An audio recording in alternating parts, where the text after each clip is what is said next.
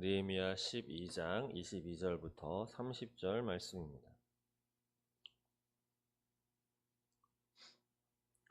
네, 우리 한 목소리로 함께 읽도록 하겠습니다.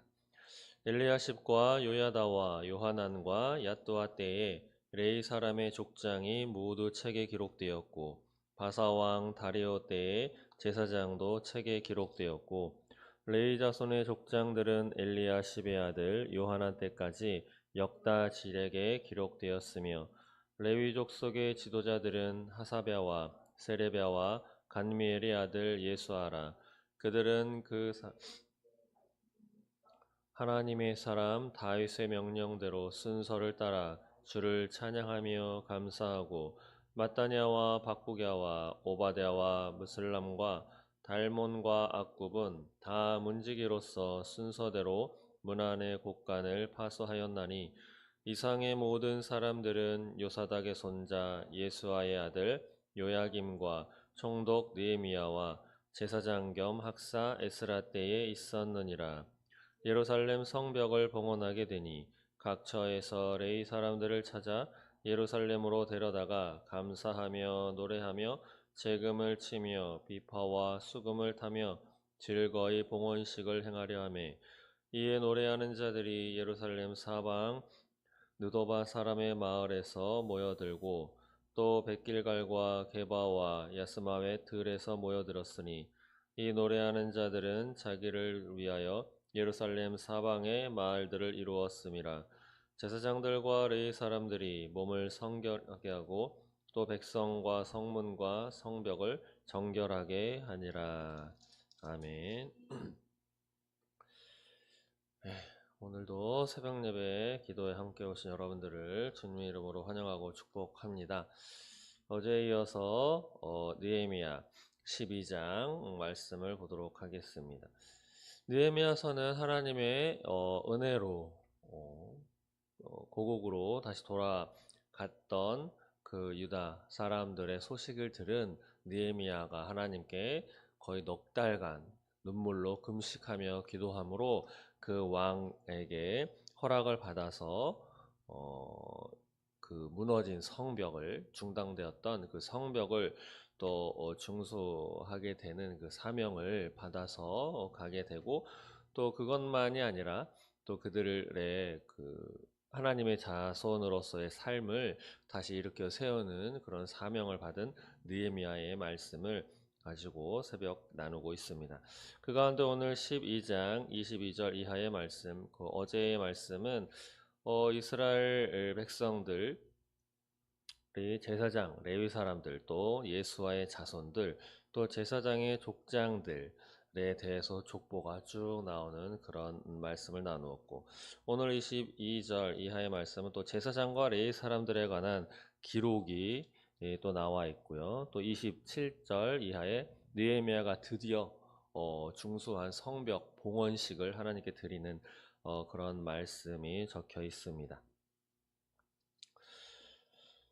22절에 보시면 제사장도 책에 기록되었고 라고 하는 말씀, 이어서 23절, 24절 레위 자손들, 또 레위 족속의 지도자들, 24절 하반부에 보시면 하나님의 사람 다윗의 명령대로 순서를 따라 주를 찬양하며 감사했다라고 하는 말씀이 나오고 25절에는 또 다 문지기로서 순서대로 무단의 곳간을 파수 지켰다라고 했는데 이런 일들은 26절에 총 요아김과 또 총독인 느헤미야와 또 제사장 학사 에스라 때에 있었던 일이다라고 이렇게 이야기를 하고 있죠. 이런 사람들 일일이 한 사람 한 사람 또 족속의 지도자들 이렇게 이야기한 것은 앞으로 이제 성벽을 봉헌하고 또 이러한 성벽 성전을 또 지키면서 그 가운데 또 거룩한 일을 행하는 사람들, 이런 사람들이 준비되어야 하고 이런 사람들이 어떤 일을 해야 하는지에 대해서 미리 준비하는 그런 모습으로 말씀이 이루어져 있습니다.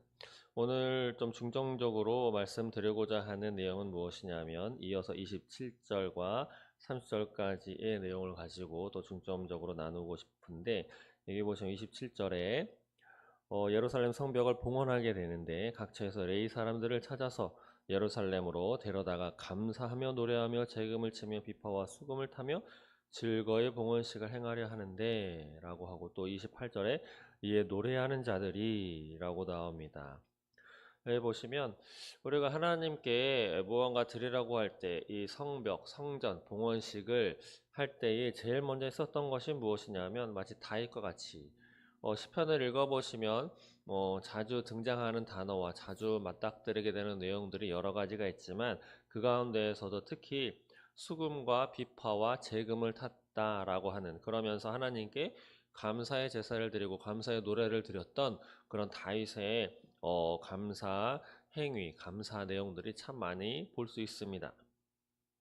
이렇듯 하나님께 우리가 제사를 드릴 때, 또 예배를 드릴 때, 우리도 방금 전까지 새벽 기도를 드릴 때 물론 기도로 시작을 하고 하지만 찬양을 먼저 하나님께 올려드리는 것을 순서의 하나로 붙잡고 있습니다. 그 이유가 바로 이러한 것에 있는 것이죠. 하나님께 어느 봉헌식을 드리고 또 예배를 드리고 제사를 드릴 때 먼저 하나님께 감사와 찬양을 드리는 것을 우리는 먼저 해야 할 것입니다. 하나님께 감사드리고 하나님을 찬양한다라고 하는 것은 쉽게 말씀드리면 그러한 것이죠. 하나님만이 최고십니다. 하나님이 정말 만왕의 왕이시오, 나의 삶의 주인 되십니다. 예, 좀 더 쉽게 표현하자면 그런 것이죠. 모두들 이제 자녀가 있으신 분도 계실 것이고, 또 동생, 또 친자녀는 아니지만 또 손자, 손녀를 이렇게 기르고 계신 할머니, 할아버지들도 많이 있습니다. 특히 요즘에는. 근데 그럴 때 그 자녀들에게 다른 것보다 칭찬하는 말을 하면 참 좋아합니다. 자녀들만 좋아합니까? 이 앞에서는 저도 그렇고요. 모든 사람들은 참 잘했어, 못하는 거 뻔히 알면서 칭찬 듣는 것을 참 좋아합니다. 그것을 겉으로 티를 내냐 티를 안 내냐의 차이가 있을 뿐이지. 그런데 우리는 왜 칭찬 듣는 것을 좋아할까요? 어, 저는 그것을 하나님으로부터 찾습니다. 왜냐하면 우리는 하나님이 창조하신 하나님의 창조물이죠. 그리고 우리는 누구의 형상을 따라 지었느냐? 하나님이 자신의 형상을 따라서 지음받았습니다.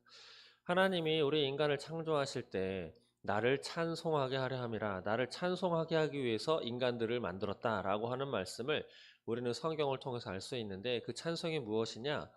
바로 하나님을 높이고 하나님을 기리고 하나님의 위대하심을 이야기하는, 거기에 곡조를 붙인 것이 바로 찬양이자 찬송인 것이죠.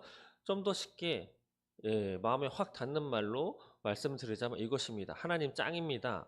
하나님 정말 멋집니다. 하나님은 대단하십니다. 하나님 참 잘하셨습니다. 어떻게 보면 불경스럽게 들리는 말일 수도 있죠. 마치 선생님이 학생들에게 잘 가르쳤을 때, 선생님 정말 잘 가르치신데요. 학생으로서 선생님에게 감히 들을 수 있는 말이 아닐 수도 있다라고 받아들일 수도 있지만, 그 선생님이 너무 잘 가르치실 때 그 학생된 입장에서 선생님을 높여드리는 것으로 받아들인다면 조금 더 이상할 바가 없는 것과 같이, 하나님은 바로 자신을 높이는, 자신이 칭찬받는 것을 좋아한다라고 성경을 통해서 우리는 알 수 있습니다. 그렇게 하나님을 닮은 존재로서 우리 또한 칭찬받는 것을 좋아하는데, 그래서 우리가 해야 할 것이 무엇이냐? 하나님을 칭찬해 드리는 것이죠. 좀 더 고급스러운 단어, 또 성경적인 용어로 쓰자면 하나님을 높이는 것이고 하나님을 기리는 것이고, 그것이 바로 하나님께 영광 돌려드리는 일이다 라고 하는 것을 오늘 말씀을 통해서도 알 수 있습니다. 그래서 우리는 오늘 하루를 살아갈 때, 또 잠에서 깨어날 때, 또 하루 일과를 시작하기 전에 하나님을 높이는, 하나님 멋지십니다, 나에게 오늘도 9월 26일 이 멋진 하루를 나에게 허락하여 주심을 감사합니다. 하나님 참 대단하십니다. 내 심장을 뛰게 하시니 정말 대단하십니다. 하나님을 칭찬해드리고 하나님을 높이고, 그것이 바로 하나님께 영광 돌리는 것인 줄 믿습니다. 그렇게 오늘 하루를 살아가는 저와 여러분 되시기를 소망합니다. 그리고 두 번째로는 또 한 가지 우리가 주목해 보아야 할 것은 바로 30절 말씀입니다. 함께 읽어보도록 하겠습니다. 시작. 제사장들과 레위 사람들이 몸을 정결하게 하고 또 백성과,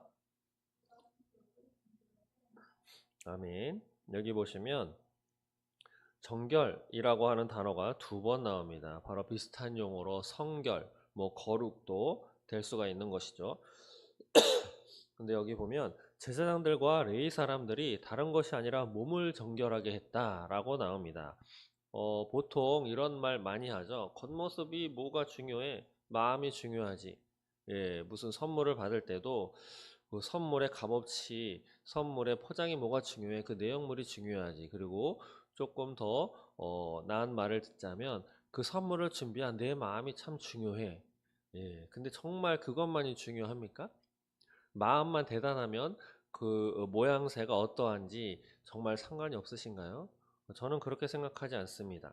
물론 그 값어치가 100원짜리냐, 만원짜리냐, 100만 원짜리냐 에도 많은 차이가 있고 또 그것으로만 그 사람의 마음을 판단할 수는 없지만 그 사람의 준비한 그 마음이 가장 중요합니다. 그러나 그 마음을 표현하는 그 겉모습도 참 중요하죠. 마음은 되게 좋은데 갖고 온 그 선물이 예를 들면 오다가 쓰레기통에 잘못해서 빠뜨렸어요. 그래서 더러운 것이 묻었어. 그럼 그것 채로 주면 기분이 좋은가요? 저는 기분이 좋지 않을 것 같습니다. 그것을 좀 닦는 것도 그래서 좀 깨끗하게 하는 것 그리고 되도록이면 포장도 조금 우리가 입는 의복도 마찬가지죠. 제가 새벽에 이렇게 양복과 넥타이를 메고 이 앞에 서 있는 이런 모습으로 앞에 서야 저도 하나님께 예배드리는 것에 마음도 좀 더 다스릴 수가 있고 저를 바라보고 있는 성도분들 또 온라인이지만 온라인으로 또 보고 있는 성도분들의 그 마음도 좋을 것입니다. 물론 하나님도 이렇게 자신 앞에 겉모습까지 오늘 말씀과 같이 몸을 정결하게 하고 라고 되어 있잖아요. 마음이 아니고 몸입니다. 물론 이 몸은 겉모습 세수 깨끗하게 하고 머리를 깨끗하게 빗고 이것뿐 아니라 마음을 포함한 전인적인 우리의 모습을 의미한다고 볼 수 있겠지만 어쨌든 표현된 것으로 보자면 우리의 겉모습도 하나님은 중요하게 여기신다라고 하는 거죠. 그리고 또 한 가지는 백성과 성문과 성벽을 정결하게 하니라. 저는 담임 목사직을 수행하고 있습니다.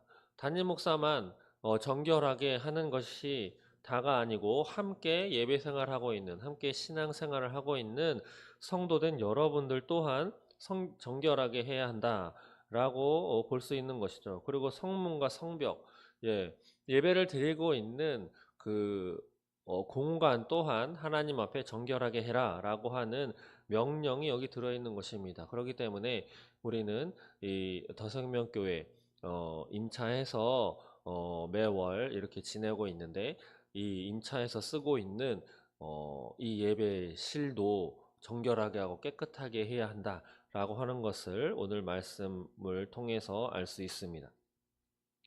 제가 성결이라고 하는 단어를 성경에서 좀 찾아보았는데 제가 한번 읽어드리겠습니다. 출애굽기 19장 보시면 이스라엘 자손이 시내 산에 이르러서 이제 모세가 하나님을 만나고 그 하나님의 말씀을 대언하는 그런 내용들이 나오는데 여기도 보면 19장 10절에 여호와께서 모세에게 이르시되 하나님이 명령하셨죠.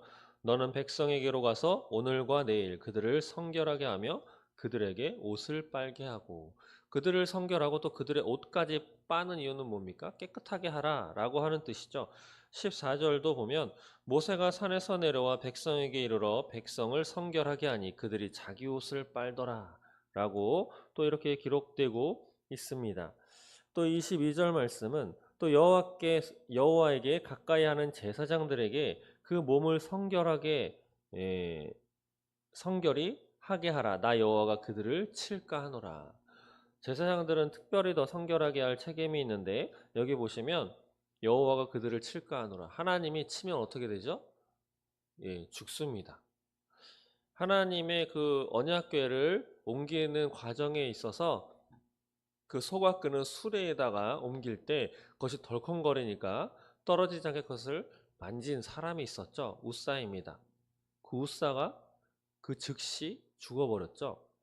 그것은 하나님의 거룩함과 인간의 죄된 모습이 충돌했기 때문에 마치 해가 뜨면 어둠이 물러가는 것처럼 바람이 불면 촛불이 바로 꺼지는 것처럼 이것은 동시에 존재할 수 없는 것입니다. 하나님은 너무도 거룩하시고 너무도 정결하신 분이기 때문에 죄인된 우리는 감히 하나님 앞에 설 수 없는 존재이죠. 그렇기 때문에 웃사가 좋은 의도로 했지만 그 의도가 좋든 의도가 나쁘든 하나님의 그 깨끗함, 정결함 앞에는 죄인은 설 수 없는 것입니다. 그래서 죽어버렸는데 이와 같이 하나님께서 제사장들에게 그 몸을 성결하게 하라라고 명령하신 이유는 그들을 칠까하노라 하나님이 염려하셨기 때문인 것이죠. 그리고 출애굽기 또 29장 6절에 보면 그의 머리에 관을 씌우고 그 위에 거룩한 패를 더하고 이런 말씀도 하고 계십니다. 또 여호수아 3장에 보시면 이스라엘 백성들이 요단을 건너는 내용이 나오는데 여기에도 5절에 여호수아가 또 백성에게 이르되 너희는 자신을 성결하게 하라 여호와께서 내일 너희 가운데 기이한 일들을 행하시리라. 여러분들이 알고 계시다시피 요단 강물이 가장 많이 흘러 넘칠 시기였었는데 이때에 제사장들이 언약궤를 메고 발을 그 물에 내디뎠을 때 홍해가 이미 갈라지게 만들었던 것과는 좀 다르게 그 믿음으로 발걸음을 내디뎠을 때 하나님께서 그 물을 쫙 물러가게 하셔서 건넌 사건을 우리는 모두 알고 있습니다. 그런데 그 일이 있기 하루 전에 하나님께서 백성에게 무엇을 명령하셨냐면 너희는 자신을 성결하게 하라. 왜냐하면 여호와께서 내일 너희 가운데에 기이한 일들을 행하시리라. 이것을 통해서 하나님이 어떤 일을 행하실 때 우리가 준비해야 할 것은 여러 가지가 있지만 가장 먼저 우리의 몸과 마음을 성결하게 하고 거룩하게 해야 한다라고 하는 것을 우리는 말씀을 통해서 알 수 있습니다. 말씀을 정리하겠습니다. 오늘 느헤미야 성벽 봉헌식을 하면서 우리가 알 수 있는 것 두 가지가 있는데 한 가지는 먼저 우리는 하나님을 찬양하고 하나님께 그것을 통해서 영광 돌려드려야 된다라고 하는 것이고요.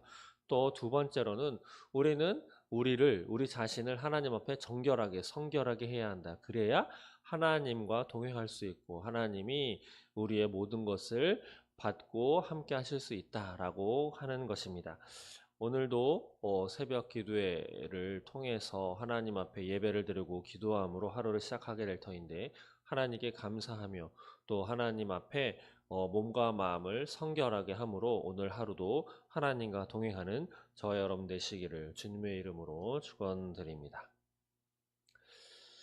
함께 기도하겠습니다.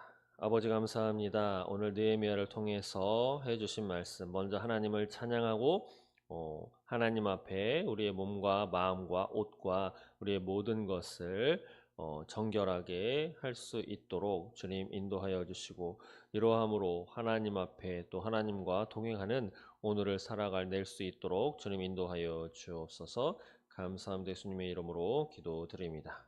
아멘. 이렇게 주기도문 하겠습니다. 하늘에 계신 우리 아버지여 이름이 거룩히 여김을 받으시오며 나라의 마옵시며 뜻이 하늘에서 이루어진 것 같이 땅에서도 이루어지이다. 오늘 우리에게 일용할 양식을 주옵시고 우리가 우리에게 죄 지은 자를 사하여 준 것 같이 우리 죄를 사하여 주옵시고 우리를 시험에 들게 하지 마옵시고 다만 악에서 구하옵소서. 나라와 권세와 영광이 아버지께 영원히 있사옵나이다. 아멘.